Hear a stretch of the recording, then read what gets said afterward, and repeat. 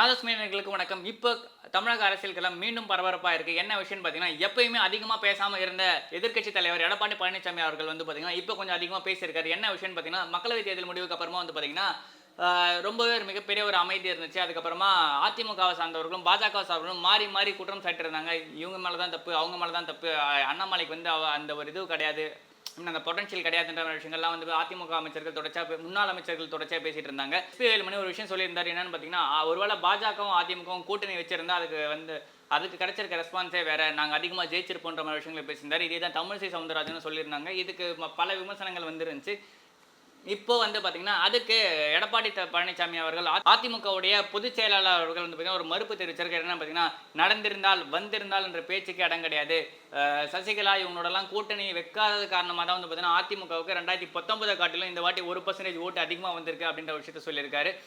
அண்ணாமலை போன்றவர்கள் பாஜகவுக்கு தலைவரா இருந்தா, பாஜக தோக்க தானே செய்யும் அப்படின்ற மாதிரி விஷயங்கள் வந்து பார்த்தீங்கன்னா, போட்டு உடைச்சிருக்காரு மனுஷன். அதுக்கப்புறம் இல்லாம வேற என்னென்னலாம் ஃபர்னிச்சரை உடைச்சிருக்காருன்னு பார்த்தீங்கன்னா, மோடி அவர்கள், ராஜ்நாத் சிங் அவர்கள், இது மாதிரி பல முக்கியமான மத்திய அமைச்சர்கள், குறிப்பாக நிர்மலா சீதாராமன் அவர்கள்லாம் வந்து பார்த்தீங்கன்னா, பாஜக சார்பாக வந்து பிரச்சாரம் பண்ணாங்க. ஆனாலும் பாஜக வந்து ஜெயிக்கல.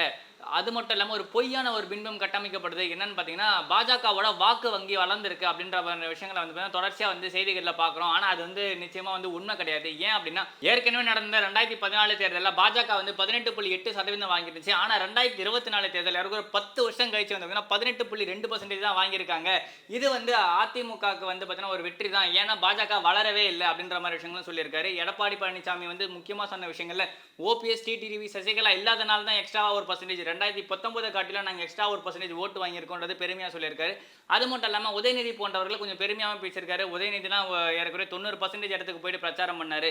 ஆனால் அதிமுகவுக்கு நான் மட்டும் தான் பிரச்சாரம் பண்ணேன், என்ன தாண்டி யாருமே பிரச்சாரம் பண்ணல. இந்த ஒரு விரல் அடிக்கடி ஏன் காட்டுறேன்னு பார்த்தீங்கன்னா, அதிமுகவோட இந்த மக்களவைத் தேர்தல் பிரச்சாரத்தில் வந்து பார்த்தீங்கன்னா, ஒற்றை விரலால் ஓங்கி அடிப்போம்னு சொல்லியிருந்தாங்க. அது கொஞ்சம் தவறுதலாக விழுந்துருச்சு. அந்த அடி மாறி அவங்களுக்கே பல இடங்களில் பின்வாங்கி இருந்துச்சு.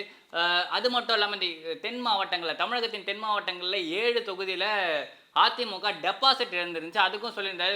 வரும் தேர்தலில் நாங்கள் வந்து பார்த்தீங்கன்னா இன்னும் சிறப்பான களப்பணியாற்றி வந்து பார்த்தீங்கன்னா அந்த இடத்துல நாங்கள் மீண்டும் பிடிப்போம் அப்படின்ற மாதிரி விஷயங்களை சொல்லியிருக்காரு.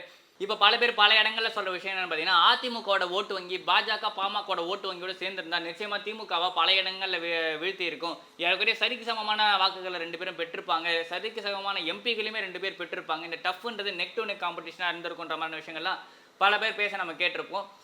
ஆனால் அந்த மாதிரி விஷயங்களை பாஜக தலைவர்களும் ஒரு சில பேர் சொல்லியிருந்தாங்க. அதிமுகவோட நாங்கள் கஷ்டப்பட்டு கூட்டணி அமைச்சோம், ஆனால் அது வந்து உடஞ்சி போயிடுச்சு அப்படின்னு சொல்லிட்டு அண்ணாமலையே மறைமுகமாக பாஜக தலைவர்களே பல பேர் விமர்சனம் பண்ணியிருந்தாங்க. அது மட்டும் இல்லாமல் இப்போ கிடைச்சிருக்க ரீசெண்ட் அப்டேட்ஸ் படி வந்து பார்த்தீங்கன்னா, தமிழிசை சவுந்தரராஜன் அவர்கள், எல் முருகன் அவர்கள், பாஜக தலைவர் அண்ணாமலை அவர்களுக்கெல்லாம் மத்திய அமைச்சரவையில் இடம் கிடைக்க போது, யாருக்கு கேபினெட் மினிஸ்ட்ரி கிடைக்க போது, யாருக்கு எம்ஓஎஸ் கிடைக்க போகுதுன்றதெல்லாம் தெரியல. அமைச்சரவையில் இடம் கிடைக்க போகுது அப்படின்ற மாதிரி விஷயங்கள்லாம் வந்து பார்த்தீங்கன்னா பார்த்துக்கிட்டு இருக்கோம். யாருக்கு எந்த அமைச்சரவைன்னு சொல்லிட்டு காத்துக்கிட்டே இருக்கும். வந்துச்சுன்னா கொஞ்சம் நல்லா இருக்கும். ஐ மீன் தமிழ்நாட்டிலேருந்து ஒரு 3 மினிஸ்டர்ஸ் ரெப்ரசென்ட் பண்ணுறாங்க அப்படின்றது நல்ல விஷயம் தான். ஆல்ரெடி எல்முருகன் அவர்கள் இணையமைச்சர் ஆனதுக்கப்புறமா பல இடங்களில் ரயில் சேவை வந்து பார்த்தீங்கன்னா இருக்க இந்த சின்ன சின்ன சுணக்கங்கள், சின்ன சின்ன பிரச்சனைகள்லாம் தீர்வு பண்ணி வச்சிருந்தாரு. அந்த தமிழ்நாட்டிலேருந்து இன்னும் 2 பேர் கூடுதலாக அமைச்சராக வந்தால் சந்தோஷம் அப்படின்னு சொல்லிட்டு நம்ம நம்புகிறோம். ஏன் ஆல்ரெடி 2 பேர் இருக்காங்களே, 2 முக்கியமான மினிஸ்டரில் தமிழர்கள் இருக்காங்களே அப்படின்னு சொல்லிட்டு நீங்கள் கேட்கலாம். ஆனால் அவங்க தமிழ்நாட்டுக்கு என்ன பண்ணிட்டாங்க, தமிழ்நாட்டுக்காக எந்த இடத்துல நின்றுட்டாங்கன்னு சொல்லிட்டு நம்ம கேட்க முடியாது. எல்முருகனை நம்ம விட்டு தந்துட முடியாது. தமிழ்நாட்டுக்காக பல இடங்களில் எல்முருகன் பேசியிருக்காரு. மற்ற 2 முக்கியமான அமைச்சர்களை நம்ம தமிழர்கள்னு சொல்லிட்டாலும் அவங்க தமிழ்நாட்டிலேருந்து எந்த ஒரு விஷயத்தையும் ரெப்ரசென்ட் பண்ணலை. தூத்துக்குடி அப்போ வந்து அவங்க தூத்துக்குடி வெள்ளத்தப்போ வந்து அவங்க பேசின விஷயமே கொஞ்சம் சர்ச்சையாக இருந்துச்சு. ஸோ அந்த சர்ச்சைக்குள்ளெல்லாம் நம்ம போக வேணாம். இப்போ வரப்போகிற அமைச்சரவையில் தமிழிசை சவுந்தரராஜன் அவர்களோ அண்ணாமலை அவர்களோ 2 பேர் வந்தாலும் சந்தோஷம் தான். 2 பேரில் யாராவது ஒருத்தர் வந்தாலுமே தமிழ்நாட்டுக்கு ஏதாவது ஒரு வகையில் நன்மை பயக்கும் அப்படின்னு தான் நம்ம நம்புகிறோம். நிச்சயமாக நம்ம இவங்க கிட்டலாம் டேரெக்டாக அடிக்கடி பத்திரிகையாளர்களை சந்திக்கிற ஒரு பர்சன்ஸ். நிச்சயமாக அவங்க கிட்ட நம்ம அந்த விஷயத்தெல்லாம் டேரெக்டாக கேட்க முடியும். அதிகமாக இன்னும் வருவாங்கன்னு நம்புகிறோம். அது இல்லாமல் அடுத்த பாஜக தலைவராக யார் வரப்போகிறாங்கன்னு ஒரு மிகப்பெரிய ஹைப்போதெட்டிக்கல் கொஸ்டினாக இருக்குது.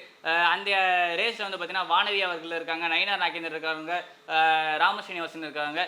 ரொம்ப நாளுக்கு முன்னாடி இருந்த எச் ராஜா அவர்களை போடணுன்ட்டு ஒரு பக்கத்துலேருந்து வாய்ஸ் வந்துட்டு இருக்கு. எச் ராஜா அவர்களெல்லாம் போட்டிருந்தா தமிழ்நாடு வந்து வளர்ந்துருக்கும் அப்படின்னு சொல்கிறாங்க.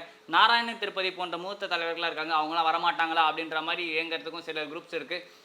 இந்த ஒரு ரேஸ்ல யார் ஜெயிக்கிறாங்கன்னு சொல்லிட்டு ஆல்மோஸ்ட் இன்னைக்கு நைட்டுக்குள்ள தெரிஞ்சிடும். ஏன்னா அமைச்சரவை பட்டியல் வந்து பார்த்தீங்கன்னா வெளியாயிடும். இது மட்டும் இல்லாமல் வந்து பார்த்தீங்கன்னா பாஜகவோட அமைச்சரவையில் ஓபிஎஸ், டிடிவி இவங்களுக்குலாம் இடம் இருக்கா அப்படின்ற மாதிரி ஒரு ஹைப்போதெட்டிக்கல் கொஸ்டின் ஏற்பட்டிருக்கு.